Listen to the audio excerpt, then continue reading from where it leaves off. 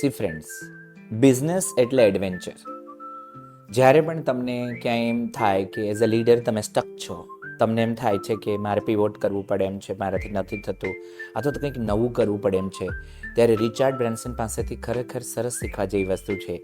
એ દર વર્ષે એક એડવેન્ચર એક્ટિવિટી કરે અને એ લાઈફ ટ્રાન્સફોર્મિંગ એક્ટિવિટી હોય એના માટે. જ્યારે પાછા આવે ત્યારે એક બિઝનેસ શરૂ કરે. સો જ્યારે પણ તમે કંઈક ડિસ્ટ્રેક્ટ થાવ છો, ઓવર થિંકિંગમાં જાઓ છો, સ્ટક છો, ત્યારે એક એડવેન્ચર એક્ટિવિટી કરો. That can be any adventure.